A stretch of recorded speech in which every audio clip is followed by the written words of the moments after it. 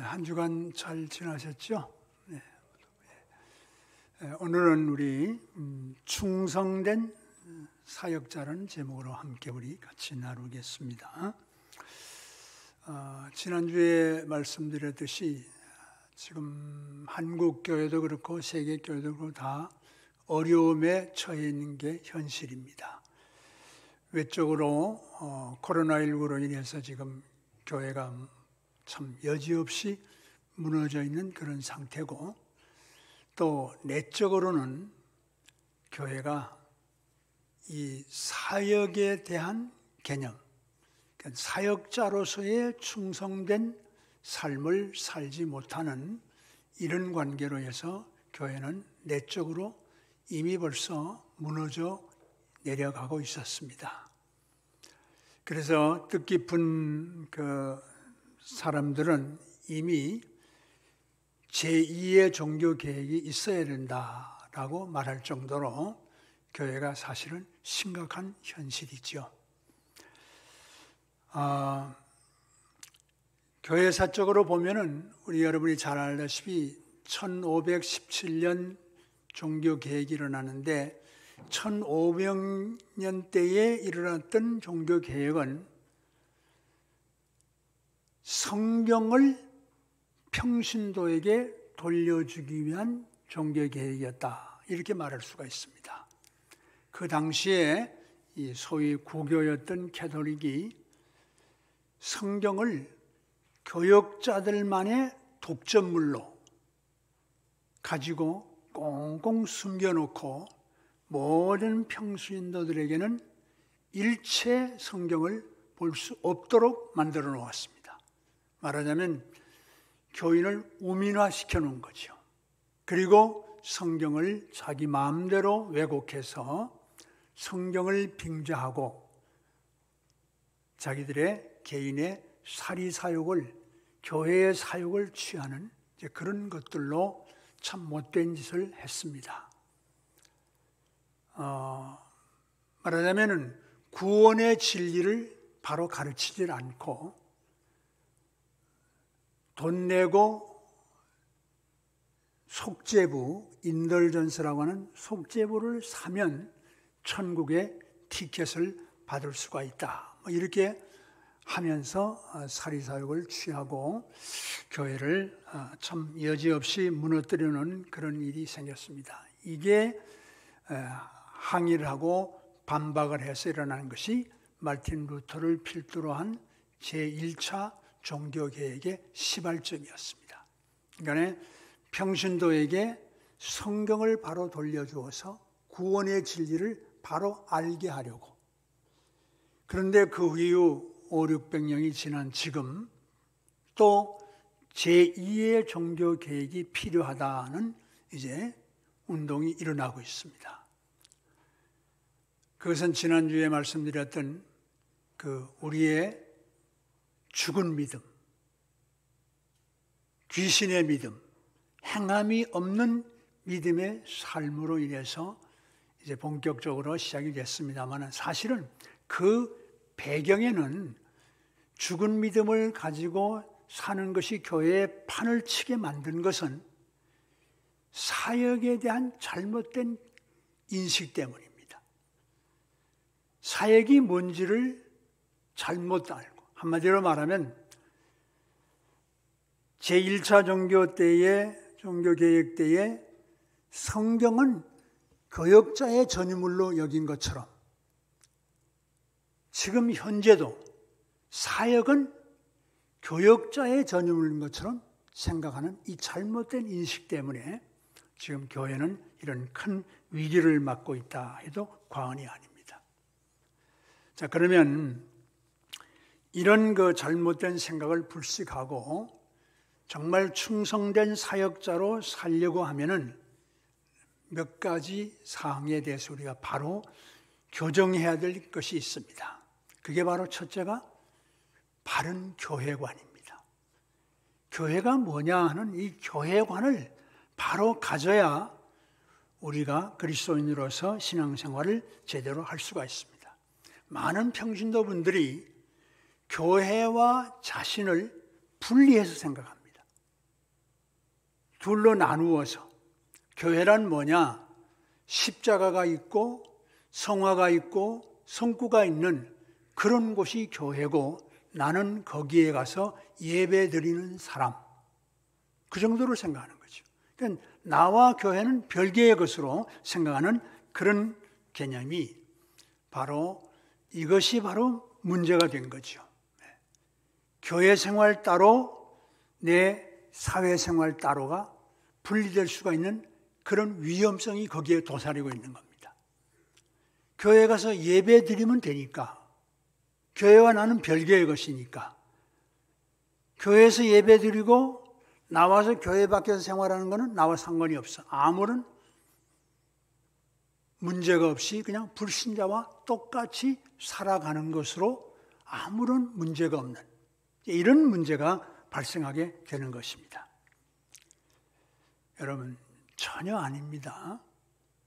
교회와 나는, 우리 모두는 둘로 나눌 수가 없어요.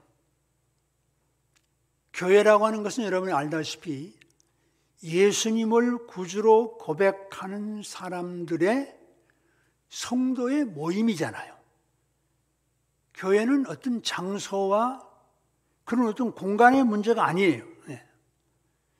성도의 모임을 교회예요. 그러면 교회는 주님의 몸된 교회라고 하잖아요. 그러면 주님은 교회의 머리시고 우리는 지체잖아요.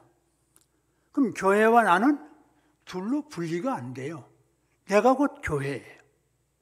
내가 곧 교회예요. 교회와 나는 하나예요. 둘이 아닙니다. 그럴 때에 우리가 신앙생활을 제대로 할 수 있는 것이죠. 그러니까 교회에서 하든지 교회 밖에 가든지 내가 언제 어디에서 무엇을 하든지 내 삶의 전 영역이 뭐예요? 그게 교회 생활이고 교회 활동이에요. 교회 안에서만 하는 교회 생활, 교회 활동이 아니고 교회 밖에는 그냥 세상 사는 것과 똑같이 사는 게 아니고 여기서 살든 저기서 살든 언제 어디서나 우리 그리스도인이 사는 그 전 삶의 영역이 뭐예요? 그게 신앙생활이고 교회 생활이고 교회 활동이에요.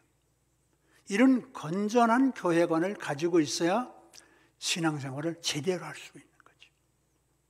두 번째가 뭐냐면은 바른 평신도관을 가지고 있어야 돼요. 이 평신도관의 문제도 역시 그렇습니다. 많은 분들이 평신도 중에서 뭐 그렇게 생각하는 분이 뭐 거의 없어요. 사역은 목회자의 것이고 우리는 사역의 대상자, 사역의 둘러리 정도로 그렇게 생각하는 거예요. 사역과 나도 아무 관계가 없어요. 그건 목사들이 하는 것이고 교역자가 하는 것이지 나는 사역과 관계없어. 나는 사역의 대상일 뿐이야. 이게 참 기가 막힌 그런 현상인데요. 그렇게 되니까 어떻게 됩니까? 교회에 대한 주인의식도 없고 책임의식도 없어요. 그러니까 교회 밖에서 생활하는데 아무런 부담이 없어요. 불신자와 똑같이 살아도 아무런 부담이 없어요. 양심의 가책이 없어요. 왜? 나는 사역의 주체가 아니니까. 그건 목회자가 할 일이고 나는 사역의 대상이니까. 이런 생각을 가지고 생각하기 때문에 교회 생활과 교회 밖의 생활이 전혀 다르게 살아가는 거죠. 아닙니다. 우리 모두가 교역자든 교역자 아닌 우리 모두가 예수 그리스도를 믿는 모든 사람은 사역자예요. 교회의 사역의 주체요, 사역의 주인공이요, 사역의 주인이에요, 주인. 우리 모두가 다 사역의 주인이에요. 목사의 것이면 아니에요. 똑같은 사역자예요. 그러면 여러분 생각에 그럼 교역자하고 우리 평신도하고 뭐가 다릅니까? 그것은 역할 분담만 다를 뿐이에요. 역할만 분담된 거예요. 목회자는 목회의 전문가로서의 교회 전체를 관리한다고 볼까요? 그런가 하면은 평신도는 자기가 맡은 그 사역에 대한 주체로서 일하는 거예요. 다 사역자예요. 여러분, 이런 말을 좀 해보죠. 교회에서 목사를 대접하면 복 받지요? 오랜 우리 한국 전통이 그렇잖아요. 목사 대접하면 복 받는다. 복 받을 수 있어요. 그럼 평신도 옆에 있는 집사님, 권사님, 장로님 서로 대접하면 어떨까요? 복 받을까요? 안 받을까요? 받지요. 목사만 대접하면 복 받고 옆에 있는 집사를 대접하면 복 못 받는다? 그건 말도 안 되는 소리예요. 성경은 내 이웃을 내 몸같이 섬겨라 그러면 누구를 섬기든 복 받는 거예요. 목사를 섬기면 복 받고 집사 섬기면 복 못 받는다? 그건 말도 안 되는 소리예요. 똑같아요. 똑같은 사역자라니까요. 이 말은 왜 드리냐 하면은 교역자와 평신도를 별개로 생각하는 이 잘못된 사역의 개념을 여러분이 깨뜨리려고 말씀드리는 거예요. 자, 세 번째는 은사관을 바로 가져야 됩니다. 우리 하나님께서는 모든 평신도에게 사역의 직분을 주심과 동시에 은사를 주셨어요. 이 은사라고 하는 것은 뭐냐면은 가령 예를 들어 땅을 파면은 손으로 파는 수도 있지만은 삽이 필요하고 곡괭이가 필요하고 그런 도구가 필요하잖아요. 그죠? 마찬가지로 내게 맡겨진 사역을 감당하기 위해서 하나님이 내게 주신 은사, 달란트가 있어요. 그럼 성가대에게는 찬양하는 달란트, 교사에게는 가르치는 달란트, 전도자에게는 전도하는 달란트, 섬기는 자에게는 봉사하는 달란트, 교회 기관의 모든 책임자에게는 리더십을, 지도력을 달란트로 주셨어요. 이게 달란트예요. 이게 은사예요.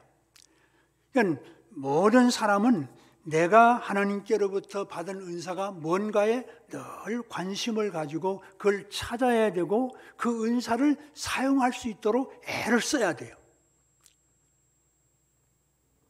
은사를 찾지 않고 그냥 두면은 소멸되는 거죠. 의미가 없는 거죠. 또 이 은사라고 하는 것은 하나님께서 주신 것이기 때문에 무슨 은사든 귀하고 존중받아야 돼요. 네가 받은 것은 별거 아니고 내가 받은 것은 귀하고 목사의 은사는 귀하고 집사의 은사는 천하고 아니에요. 똑같아요. 모든 은사는 하나님께서 주셨기 때문에 다 귀하고 존경받아야 돼요. 존중받아야 돼요. 따라서 비교 우열이 안 돼요. 이 은사는 더 좋고 이 은사는 나쁘다 없어요. 똑같아요. 다 같은 달란트에 고귀한 거예요. 자랑할 것도 없고 교만할 것도 없고 열등의식을 가질 거 없어요. 똑같아요. 서로 존중하면서 협조하고 위로하고 격려하며 그분이 그 달란트를 잘 활용해서 사역을 감당해내도록 도와주는 헬퍼로 살아야 돼요. 다 우리가. 그거 잊지 말아야 됩니다. 그 다음 네 번째는 바른 훈련관을 가져야 됩니다. 훈련관이라고 하는 것은 은사를 받은 사람이 그 은사를 잘 발전시키고 개발하기 위해서는 그건 필수적인 거예요. 훈련을 받아야 돼요. 훈련 안 받으면 사용하지 않고 훈련 안 받으면 소멸된다니까요. 그러니까 사용하고 훈련 받아야 더 개발되고 더 유능하게 효과적으로 사용할 수가 있어서 더 크게 그리고 귀한 열매를 다 맺을 수가 있어요. 그래서 교회가 훈련하는 거예요. 제자 훈련을 하고 전도 훈련을 하고 그죠? 성가대도 훈련하는 거죠. 매번 일찍이 나오셔서 찬양 연습하고 훈련하는 거죠. 그러니까 이 훈련을 통해서 우리는 점점 더 내게 주신 은사를 더 훌륭하게 키워가면서 더 크게 잘 봉사하고 열매를 맺어가는 거예요. 그건 마치 군인이 훈련소에서 훈련을 잘 받으면 건강한 강한 군대가 되듯이 마찬가지예요. 우리 십자가의 군병도 마찬가지예요. 훈련을 받음으로 강한 십자가의 군병이 되는 거예요. 하나 더 마지막으로 우리는 바른 세계관을 가지고 있어야 돼요. 이것도 역시 우리가 참 소중한데 우리 모든 그리스도인 사역자에게는 이 세상은 희희낙낙 즐기는 놀이터가 아니에요. 유흥장이 아니에요. 우리 사역자에게, 우리 그리스도인에게 세상은 우리의 사역장이에요. 사역의 장이에요. 요한 웨슬리가 그렇게 말했다고 그러죠. 세계는 나의 교구다. 그렇습니다. 우리는 복음에 비친 자들이기 때문에 세상에 나가서 희희낙낙 즐기고 노는 놀이터로 살아가는 것이 세상이 아니고 세상이 다 나의 사역자예요. 복음에 비친 자가 빚을 갚기 위해서 뛰고 다름질 쳐야 할 사역장이지 놀이터가 아니에요. 우린 지금 유람선을 타고 노는 사람들이 아니고 십자가의 전함을 타고 지금 싸우는 거예요, 지금요. 이게 우리가 세계관으로서의 삶을 바로 가져야 되는 것이죠. 자, 그러면 이제 오늘 주신 본문에 대해서 좀 상고해 보면서 이 충성된 사역자, 우리에게 사역을 주신 이 목적이 뭔가를 좀 먼저 알아보겠습니다. 11절의 말씀은 그거예요. 그분께서 어떤 사람은 사도로, 어떤 사람은 선자로, 어떤 사람은 복음 전하는 자로, 어떤 분은 목사와 교사로 삼으셨다. 그러니까 초대교회의 직분이기 때문에 지금 없는 직분이 많아요. 그건 의미가 없어요. 이것만 직분이고 그럼 다른 오늘 지금 있는 그런 직분은 그럼 아니냐? 아니고 그거는 초대교회 이 성경을 기록할 때의 배경으로 그냥 그때의 직분일 뿐이고 지금은 다 포함이 되는 거죠.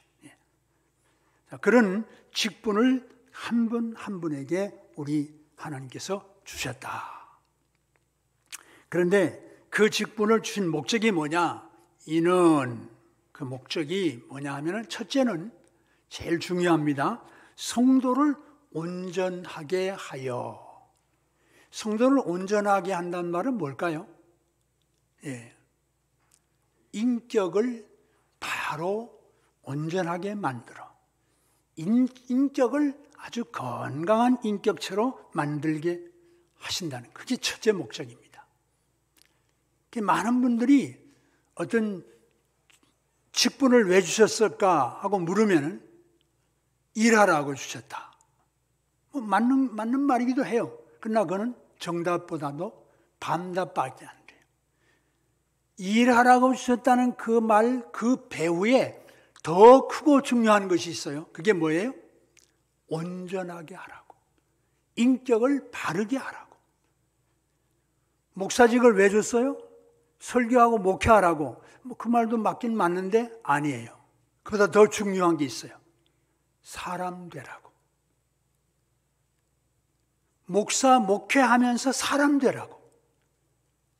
모든 성도의 귀감이 되는 검증된 산 복음의 증인이 되라고 목사의 직을 주신 거예요.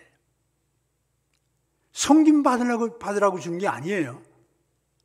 그러니까 설교 잘하고 목회 잘하면 그게 목회자냐? 전 그걸 아니라고 봅니다. 온 성도의 귀감이 되어야 됩니다. 복음의 산 증인으로 살아야 그게 목회입니다. 말로 하는 목회, 그 이전에 삶으로 하는 목회가 더 중요하기 때문에 마찬가지로 모든 사역자가 마찬가지입니다. 장로가 되었건 집사가 되었건 권사가 되었건 누구도 마찬가지예요. 그 직분을 주신 목적이 뭐예요? 장로 일하라고? 아니요. 그 전에 사람 되라고. 바른 사람이 되어 복음의 증인, 검증된 복음으로 사는 자라는 것을 보여주는 본보기가 되라고. 그래서 오늘 첫째 제목이 뭐예요?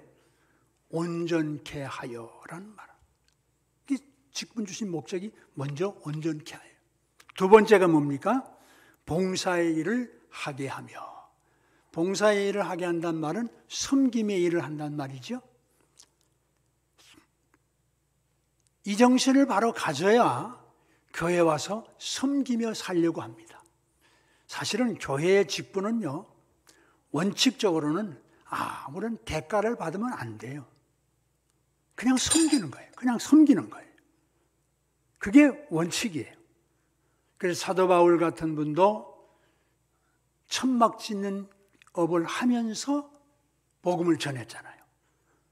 물론 내가 사례금을 받을 자격이 없어가 아니라 본을 보이기 위해서 천막을 지으면서 내가 복음을 전한다는 말을 했습니다마는 어쨌든 교회의 모든 직은 그냥 섬기는 거지 대가를 바라는 게 아니에요.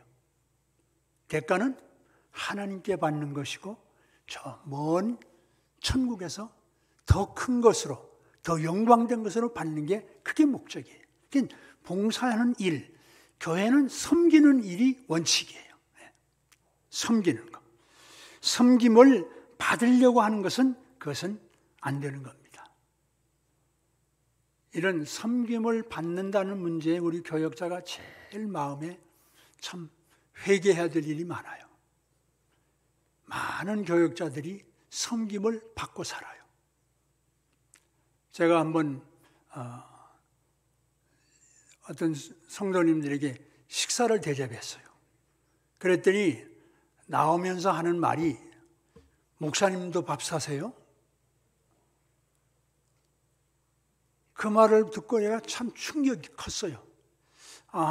한국교회 성도들의 생각 속에는 목사는 대접받는 사람이고 평신도는 대접하는 사람으로 인식이 되어 있구나. 이건 굉장히 잘못된 거예요. 목사든 평신도는 다 서로 섬기는 자지 목사는 섬김을 받는 자고 밥 사면 안 되고 밥 얻어먹기만 해야 되고 그건 말도 안 되는 거지요. 똑같이 섬겨야죠. 그러니까 우리가 교회는 섬김을 받는 곳이 아니고 섬기는 곳이에요. 봉사의 일을 하게 하며 그 다음에 뭐죠? 그리스도의 몸을 세우려 하심이라. 그리스도의 몸을 세운다는 말은 그리스도의 몸이 뭡니까? 교회잖아요. 교회가 뭡니까? 하나님 나라잖아요. 그리스도의 몸이나 교회나 하나는 똑같은 말이에요. 그러니까 우리가 온전한 인격이 되어서 봉사하는 섬김의 정신으로 그래서 우리가 뭘 한다고요? 그래서 교회를 세우는 거예요. 그래서 그리스도를 빛내드리는 거예요. 그래서 하나님 나라를 세워가는 거예요. 이게 우리가 사역을 맡은 거예요. 여러분, 비유컨대 건전한 아주 튼튼하고 좋은 건물을 지으려면 어떻게 하면 되죠? 그 건축하는 자재가 정품이래야죠. 그 건축을 담당한 일꾼들이 성실한 일꾼이래야죠. 건강한 그 정품의 자재와 건강한 건축자가 모여서 지은 그 건물은 건강한 튼튼하고 좋은 건물이 될 수가 있죠. 그런데 부실한 자재, 부실한 건축자가 지은 건물은 그럼 부실한 건물이 되는 거죠. 교회도 마찬가지예요. 우리가 부실하면 우리의 마음이 봉사의 정신이 없고 섬김 받으려고 하고 그러면 우리 교회는 무슨 교회가 되겠죠? 그럼 부실한 교회가 되는 거예요. 아무런 가치가 없는 교회가 되는 거예요. 세상에 있어서는 안 될 교회가 되어버리는 거예요.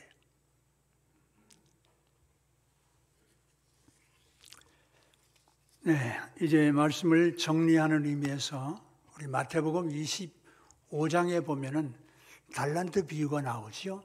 그 달란트 비유의 많은 은혜를 각자 받을 수 있습니다. 세 가지는 꼭 기억하세요. 첫째가 뭐냐면은 하나님께서는 모든 사람에게 사역의 직분을 주시면서 달란트, 은사를 주셨다 하는 것이고요. 두 번째는 그 은사를 주셨는데 세상에는 두 종류로 나누어지더라.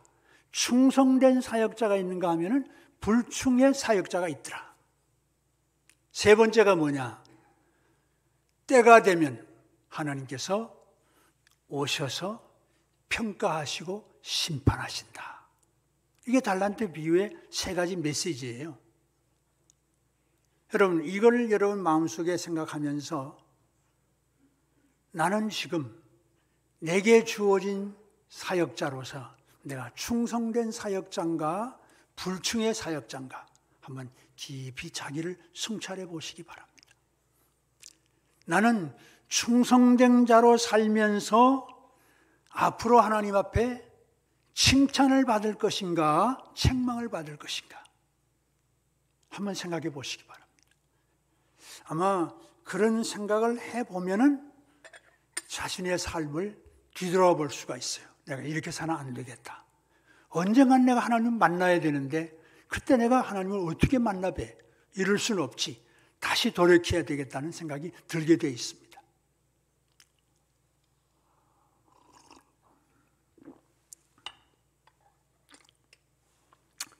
오늘 현대교회는 참 고약하게도 충성된 사역자의 길보다는 불충된 사역자의 길을 좋아합니다. 그런 물결이 지금 대세를 이루고 흘러가고 있습니다. 어떻게 하면 편안하고 쉽게 신앙생활 하나, 그걸 찾는 추세로 가고 있어요. 참 고약하죠.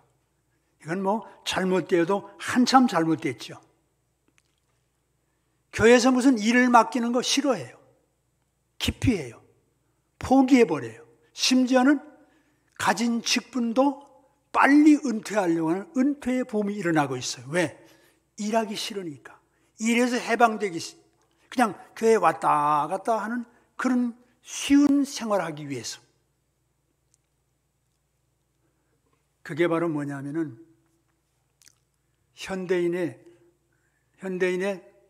우리 교인들의 도피처가 있어요. 그게 뭐냐면은 그게 큰 교회, 대형 교회예요. 큰 교회, 대형 교회 왜 가지요? 내가 오는지 가는지 관심 없어요.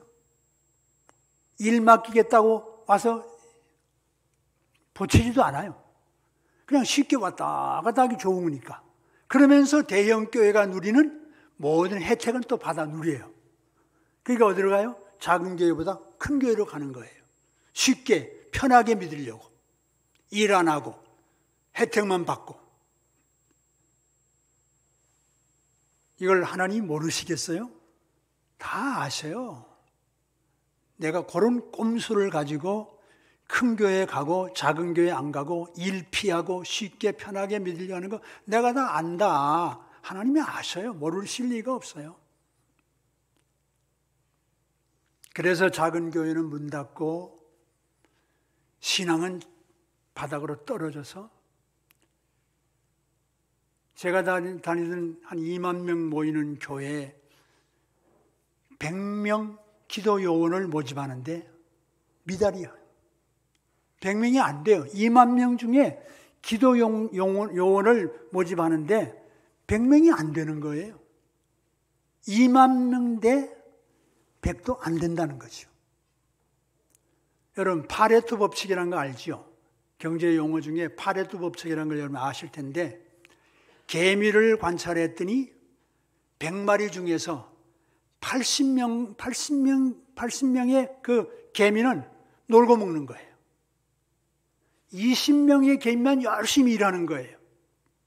그래서 또 20명 그 열심히 일하는 개미를 또 분리해가지고 봤더니 거기에서 또 80명 부분의 개미는 놀고 먹고 20명 부분의 개미만 일하다는 거예요. 이게 죄로 타락된 세상의 모습입니다. 이 세상의 사람들은요, 이 죄성이요, 쉽고 편하고 놀고 먹는 걸 좋아해요. 일하는 거 싫어해요. 개미서부터 사람 똑같아요. 교인도 다 똑같아요. 그런데 여러분 조심하세요. 우리는 그리스도를 통해서 구속받은 거듭난 사람입니다. 언필칭 성도입니다. 구별된 사람입니다.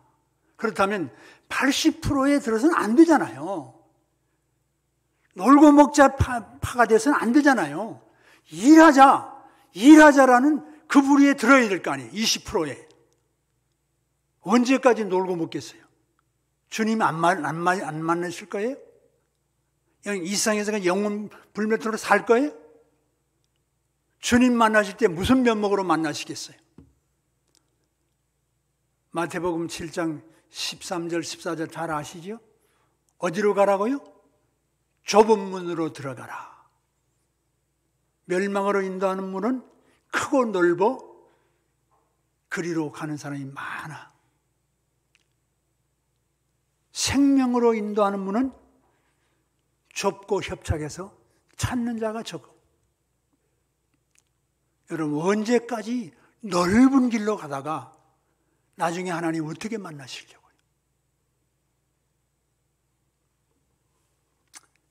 제가 시편 7편 11절 시편을 읽다가 이런 말이에요. 시편 7절 11절에 보면 7장 11절에 보면은 하나님은 의로우신 재판장이시며 매일매일 분노하시는 하나님이시로다. 이렇게 나온단 말이에요. 이걸 읽으면서 아니 하나님께서 왜 매일매일 분노하실까? 이 말씀을 준비하며 깨달았어요.